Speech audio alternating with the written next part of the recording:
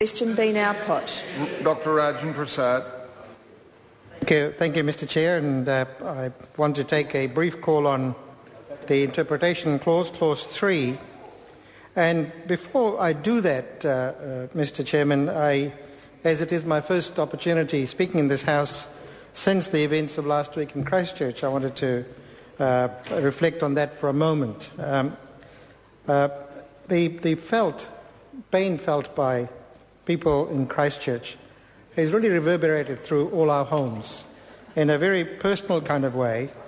And for the days afterwards, and indeed, Mr. Chairman, continuing since then, it has been quite a lesson in how a country comes together to grieve and to respond to such a catastrophe. And I do want to reflect on that. First, I want to reflect on the dignity of the House, and indeed how the House has conducted itself last Tuesday and Wednesday, the week before when we were here, and then throughout that period, and may that continue for as long as the House is having to respond to Christchurch in a particular way.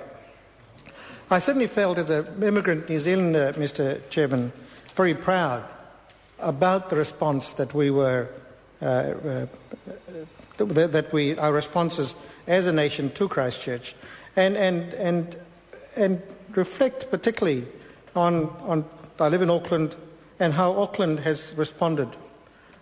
And it has been a great delight for me personally to see the ethnic communities of Auckland come together, the ethnic radio stations, the newspapers, etc., and do address Christchurch's needs and respond to it in a very human and very personal way.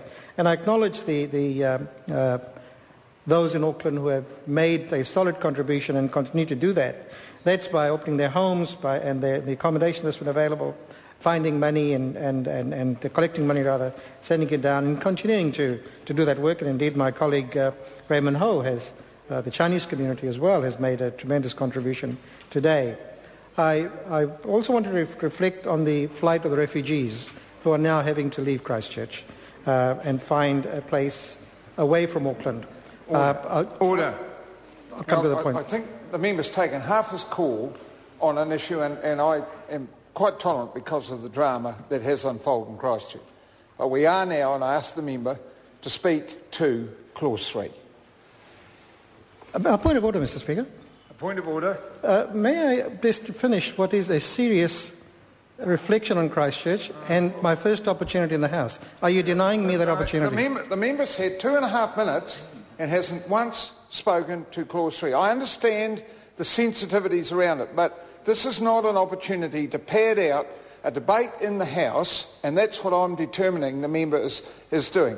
The member is welcome to take a call on Clause 3. I have given him ample time to make an expression. Rajan Prasad.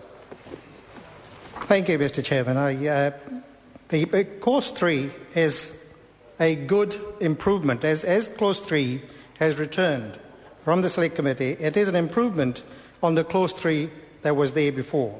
And the old A, B and C, where we, as a redundant really, in trying to look at the three-part allotments and record them separately, and it's been a good move to be economical about that, to add up all the amounts, refer to the size of the acreage, and as well as reference to the register. And I think that's an improvement on what went to the Select Committee, and it is an economic way of reflecting what it is that the actual parcel of land that's now being referred to.